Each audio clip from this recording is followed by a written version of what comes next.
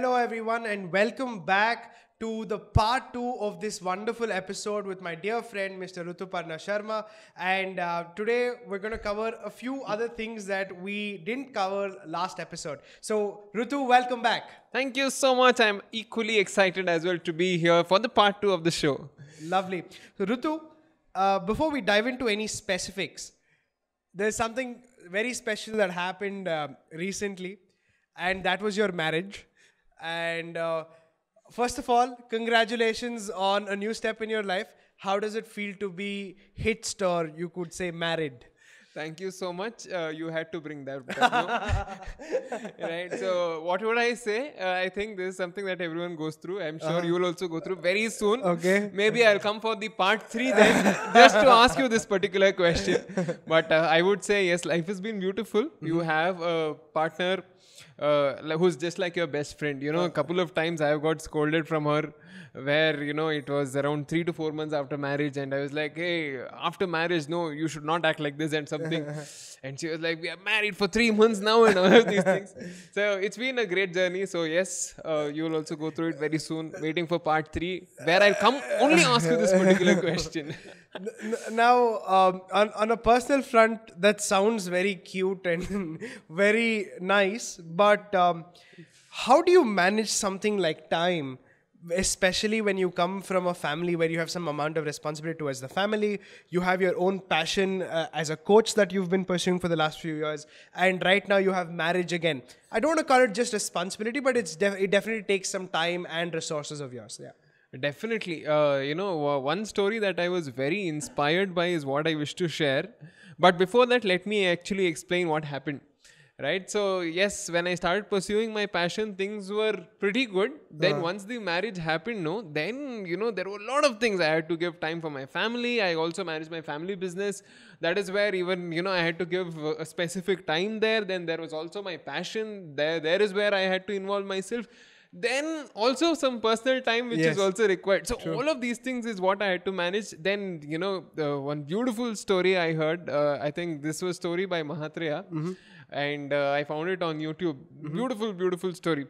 So if there is a glass jar, and initially, if I actually fill it with lots of water, then if I put some big stones, then if I put some balls, then if I put some sand, all the water will spill out.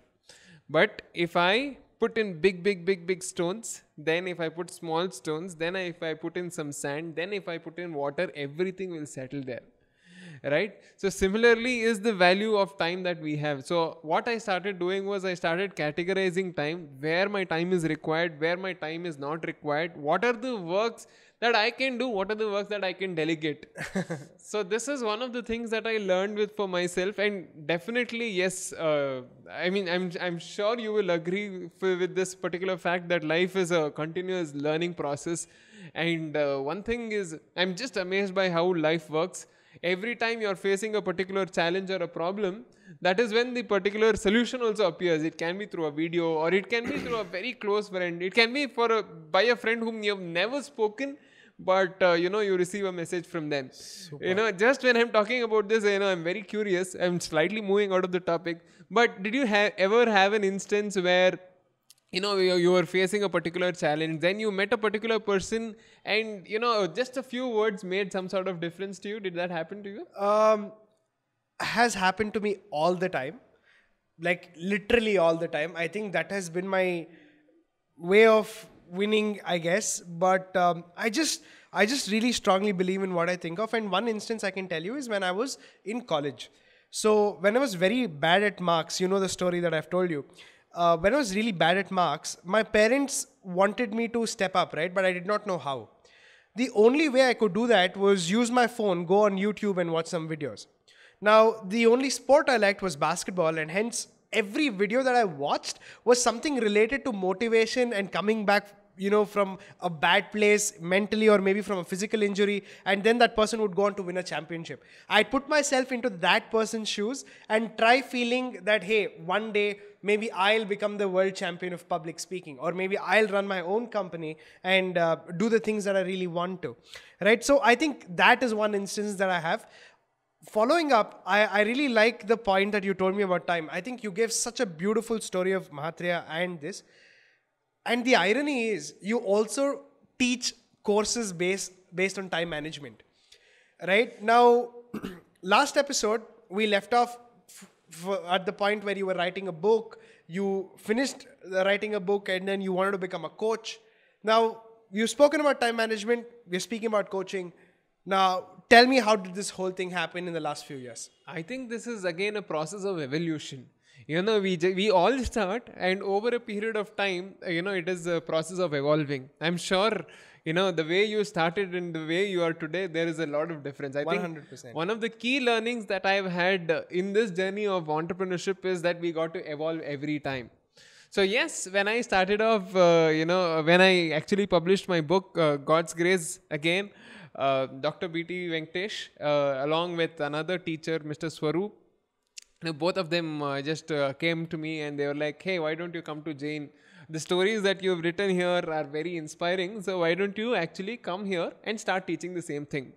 The department was Human Networking Academy. So I worked there for about 10 months. And in these 10 months, it was a process of learning. So one conviction that I had to myself was this particular thing. If I can teach in Jain College, if I can handle Jain College students, then I can manage any crowd. Right? So this one conviction that I had. So with this challenge, I took it up. And over a period of about 6 months, 7 months, 8 months, what started happening was I started getting offers to speak at different forums. And one of the things is, when you are employed at a particular organization and when you are also going for taking up other projects, it slightly becomes a problem, a challenge for 100%. the employer. And I think this is where one man whom I would like to thank, who's no more, is Mr. B.T. Venkatesh. So he's like, when I went to him and I was like, sir, I'm getting opportunities outside. What do you think is what I should be doing? And he particularly used these words and he told, you are meant to fly, right? This was just a platform for you. You've used that platform. If you think this is the right time, it's time for you to fly. Mm-hmm. So I took that leap of, a giant leap, a big step where I actually quit the position that I had at Jain University. Even today, I'm in good terms with them, but I'm very, very, very thankful to that person. Because of him, I again came back to this journey of entrepreneurship. Mm-hmm. So when I started there, I think the first step is, again, the reason why we are here is the first thing that I did was becoming part of BNI. I have a question here before you jump into the story of BNI. When was the first time you made money as an independent project, or maybe let's say you were called to speak? What was that like?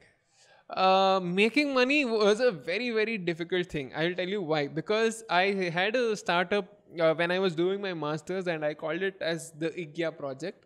So, I mean, through this project, basically what I was doing is I used to go to schools, colleges, and was just talking about how life skills are important.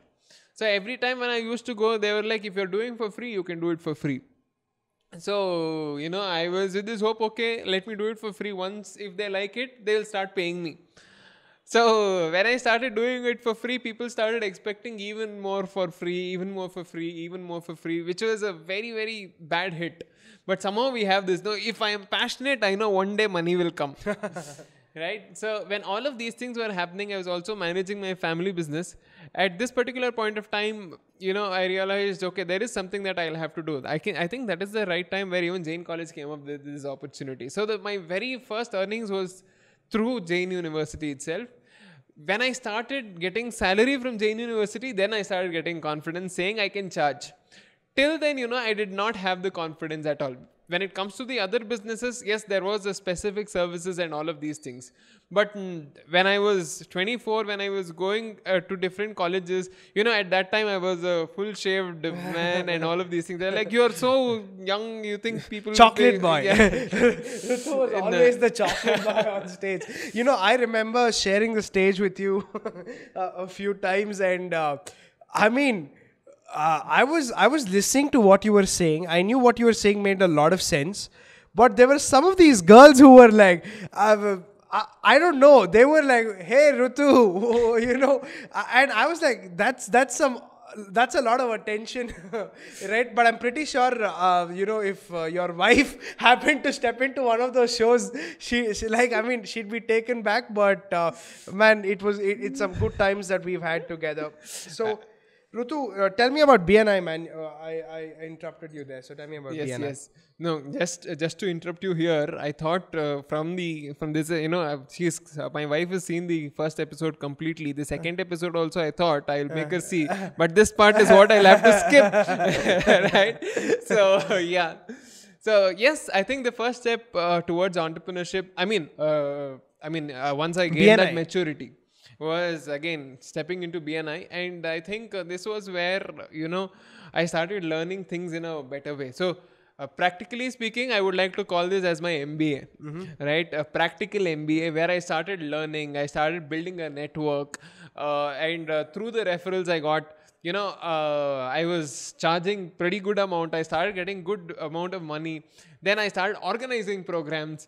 When you have a team who is going to tell you, okay, you're the youngest in the team, we are going to help you. I think one of the gifts that I've got is this particular group called as BNI, especially my chapter, Vega chapter, right? So when they were telling, okay, do whatever it is, we are going to help you. That was one of the, very touching moments. And yes, started growing from there. And over a period of time, it was doing a particular courses, then thinking, okay, can I be better? Can I do something even better, and all of these things? And I think, again, one of the responsibilities that I got 4 months from the date of joining BNI was basically this responsibility of being a president. I continued for 2 terms as the president. So for 2 continuous terms, I was the president of the chapter, I think, which again helped my people get a lot of confidence in me. And then yes, today I'm an ambassador for a particular chapter. So in this particular journey of BNI, I think this is where BNI shaped me into whatever I am today. Something little bit here and there, whatever I am today, I think BNI shaped me. Fantastic. So this is my journey when it comes to BNI. We had stopped, if I remember, once you came back from Ireland. I want to know what happened, because yes, what we stopped with in the previous episode was, did you make money? And yes, I want to know, which was your first project which actually started paying you? In fact, Rutu, I was getting paid lot before I came back from Ireland. Like, I was getting paid in my second year of degree. I think I did mention this in the previous episode, but the first time I got paid was for me to do an event at Indian Institute of Science. It was an event called Mobile Developer Summit. It was one of my seniors who recognized that in me and said, hey, we've seen you do a lot of fests and all of that, go host various events. I think you could host this show as well, and they're looking for a freelancer. So I said, well, let me just go, and I did quite a good job, and I was quite happy for the kind of money I was getting. I was getting paid about 1,500, 2,000 rupees per day. And eventually, I got my second opportunity to train in a school called Mahila Seva Samaja, which is right across Vivipuram. One of my juniors from Science Forum, who knew I was debating and going on stage a lot of times in college, said, why don't you come down to my mom's school, who's a teacher there? They want to start debating for their children. Why don't you just come and inspire them to start? I said, okay, cool. I'll come there and I'll do that. And just like you mentioned, clean-shaved Lalit with and possibly 20 kilos lesser and a blazer on. I went full dapper there, and I gave my 100%. But that was again a very life-changing moment for me, because these kids really bought what I was saying, and the school which I did free for the first time paid me $2,000 again to do it a couple of times more. So I think these were the first few times. But once I came back from Ireland, I'll talk about my biggest paycheck. So I think that will be very interesting. So I got a call from, I'm a part of Toastmasters. Right? I'm still a part of Toastmasters. And I just come back. I'm again all spirits to start Toastmasters again, back in Bangalore from Ireland. I'm going back to the club. There's one person who comes to the meeting, and she's a young person, quite a young person. And she says, hey, my father was looking for a trainer who could actually train and do something. So I said, okay, I've done a few trainings. Let me just vouch for it. I said, okay, I don't mind doing trainings. So she took my card, which I just freshly printed, 3 days off the printing press. handed over to her dad, and dad called me and said, "Hey, Lalit, I got your number from my daughter. Why don't you come to our office, which is in Tornagalu?" Then I'm like, "What? Where is this Tornagalu place?" And that's when he said, Jindal.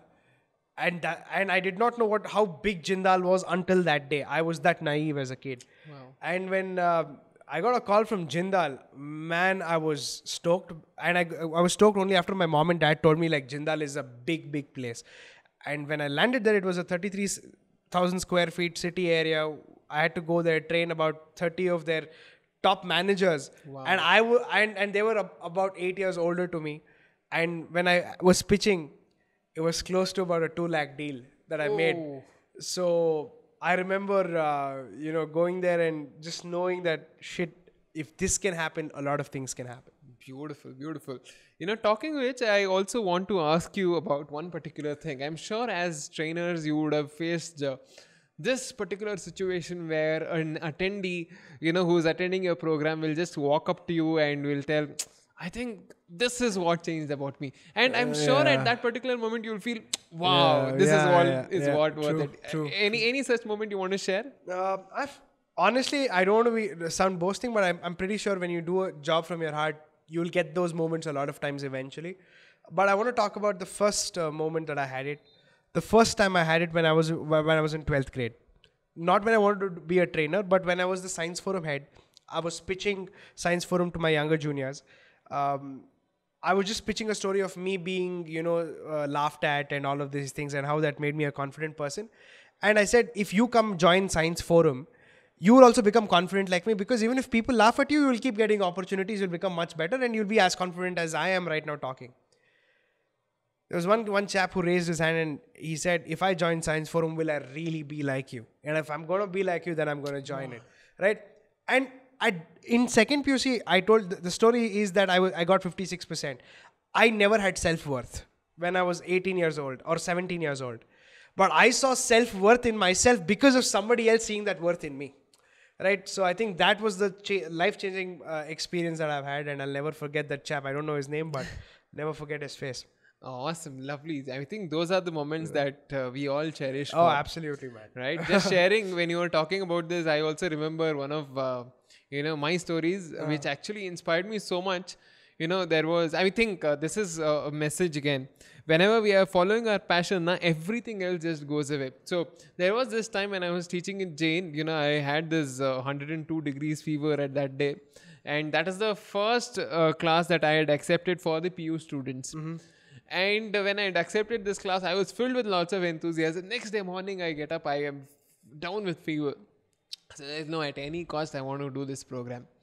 So, after getting a lot of scoldings from home and all of these things, I left. Now, obviously, it is not how serious it is now, COVID and all of these things. So that time, it is just a mere fear. So I went to the stage, and once I saw it was a stage of around 250, 300 people. It was a program of about 1.5 hours, and after that 1.5 hours, there was not even one sentence that I mentioned telling I have fever and all of these things. But after that 1.5 hours, there was complete standing ovation. And that is the first time I received a standing ovation. I was like, I think I'm meant for this particular thing. Right? Man. So those are the moments we'll touch. Now coming back to the moment where you became a part of this wonderful forum, BNI.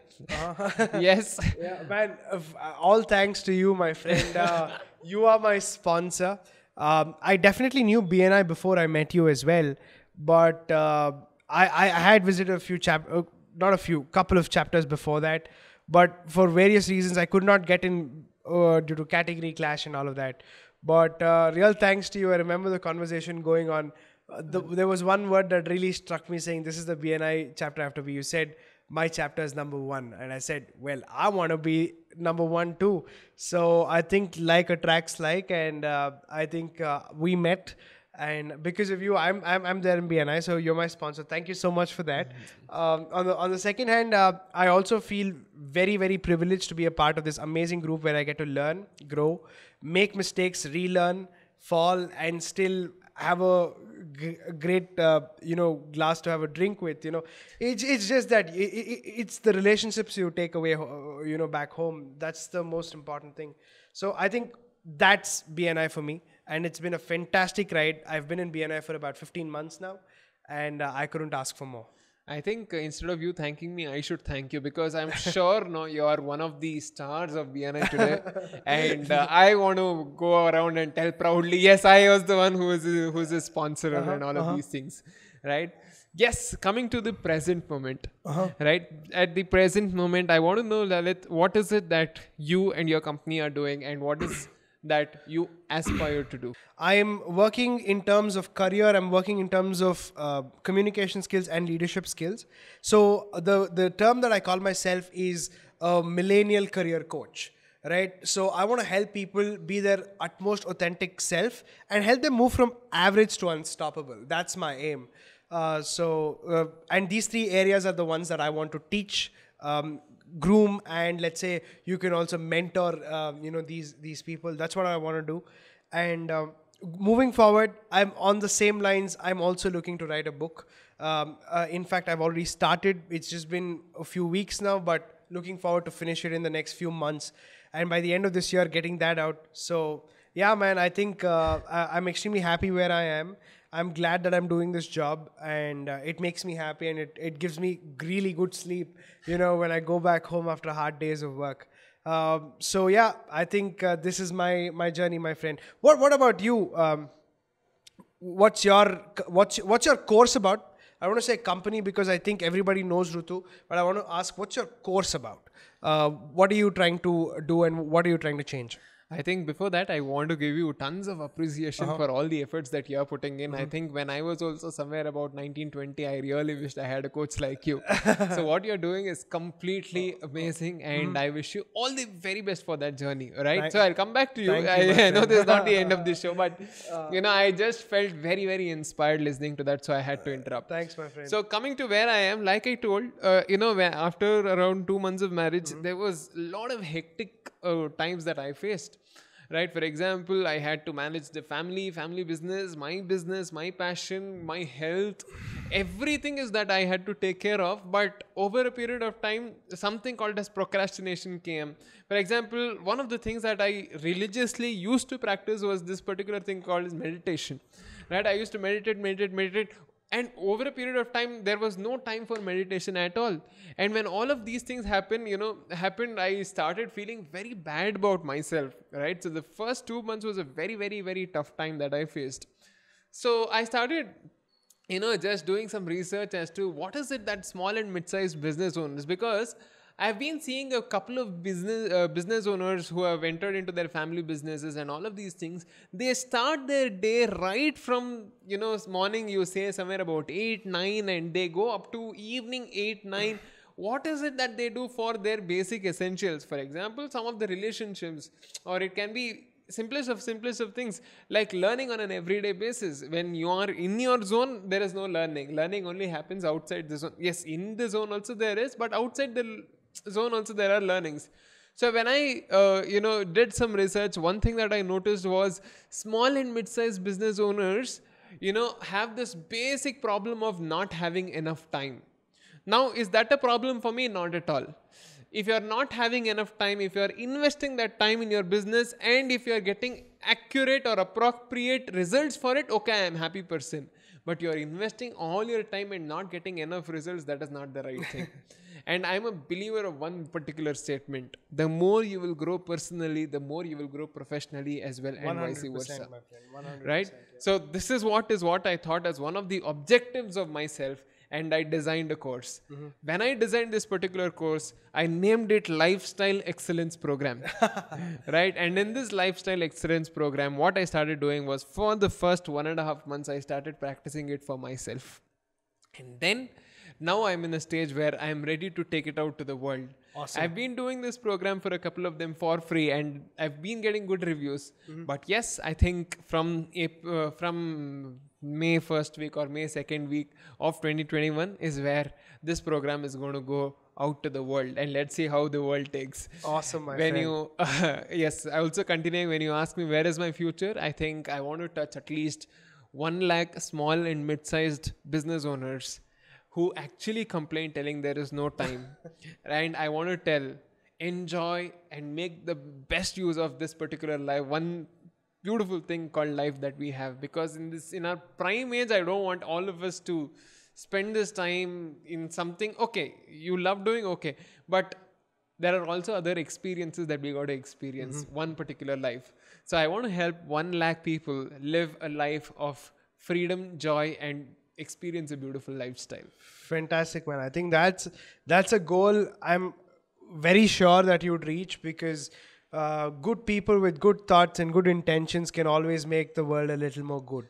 And I truly believe that you're on that journey, and you, my friend, will reach places that nobody else would even comprehend. And we've seen that come into life.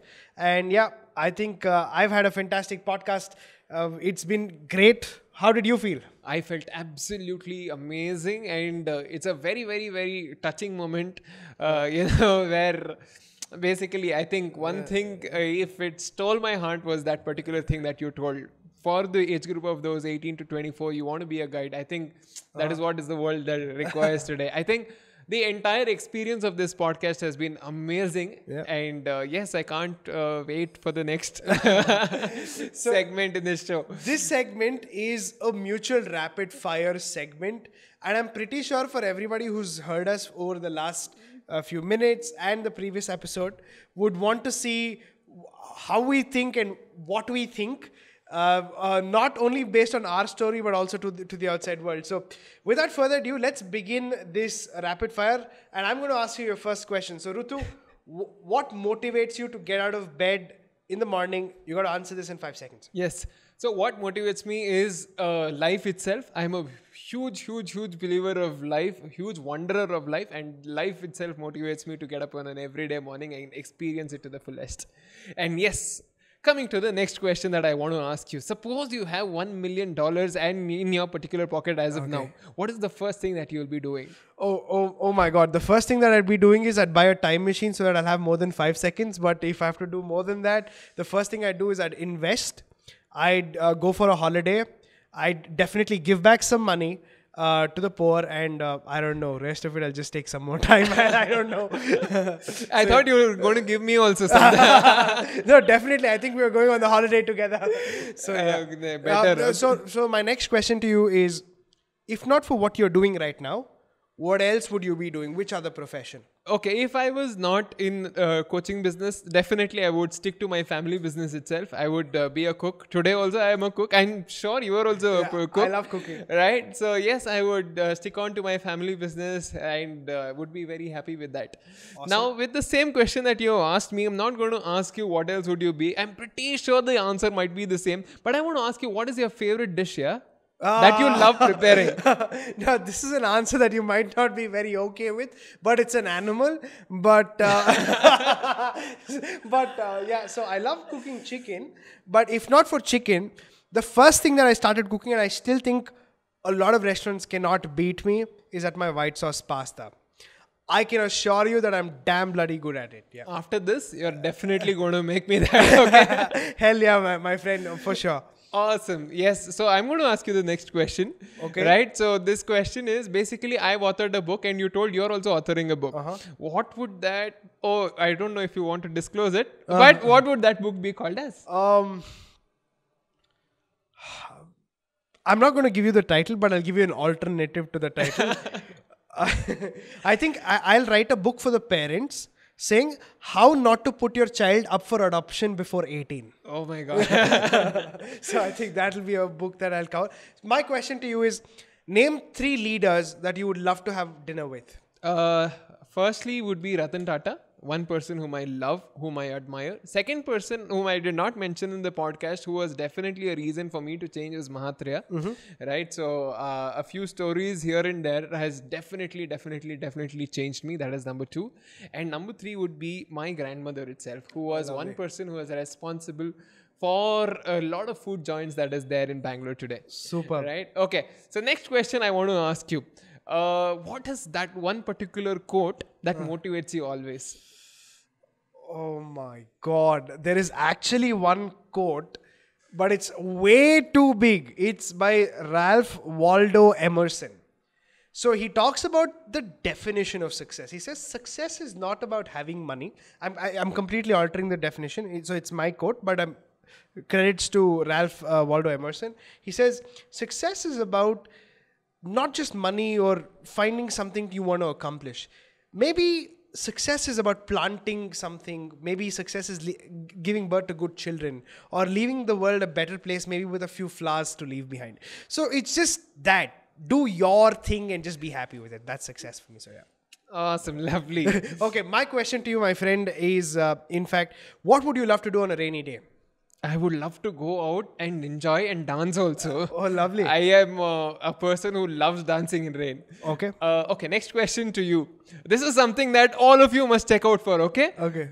In your partner, Okay. who's going to come, what are the 3 qualities that you'll be looking forward for? Number one, gotta be a boss. I think I really like powerful women who can stand up for themselves, be a boss. Number 2, be kind. Now, being a boss is the ego, but being kind is being a giver. So being kind. And the third one is, this is a little filmy, should know some amount of art. Like, can be painting, drawing, anything, like something about art. Yeah. So these 3 things are what I'd look for. I wanted to say, oh. I was going to ask you the same question, then I realized you were married. Good you didn't ask. Yeah, and I can only imagine what will happen after this podcast. Okay, last question, my friend. Coffee or tea? I know you come from a restaurant-based family who's strongly into that. Coffee or tea? I feel very embarrassed to end my answer this way, but I don't drink both. I am a lover of, I drink milk and every day basis. So my God, so it'll take me a moment to get over. I was not prepared for it. Okay, so man, I think it's been okay. Last question. I've not yet finished. Okay, last question is: suppose you are tensed on a particular day. What is that first thing that you will do to relax yourself? Look for my phone, get my speaker out, wherever I am, closing all the doors and playing my 5 favorite go-to songs. That's it. I'm back in the zone. Awesome, lovely, yeah. Well, Rutu, thank you for this wonderful 2-piece podcast that we did today. I really think we've marked a chapter in our own journey together, and I think there are a lot of takeaways, and I think we've had more than enough for the audience to bite and chew on. So I think I've had a fantastic time here, my friend. Thank you so much. Thank you so much for having me here. I think it was a privilege, and what you're doing is completely awesome. So thank you so much for this opportunity, and I enjoyed so much. I was touched at a particular moment. I had my laughters. What do I say? I think this was a beautiful, beautiful, beautiful journey with you. Thank you so much for this. Cheers. And thank you for all of that kind words that you mentioned. Really appreciate it. So for all the viewers who are watching, do comment, share, like and subscribe to this video. Do tell us if you liked it. Tell us which part you liked. And we will be looking forward to seeing you with more videos just like this. So thank you so much. Stay tuned. Yes, thank you.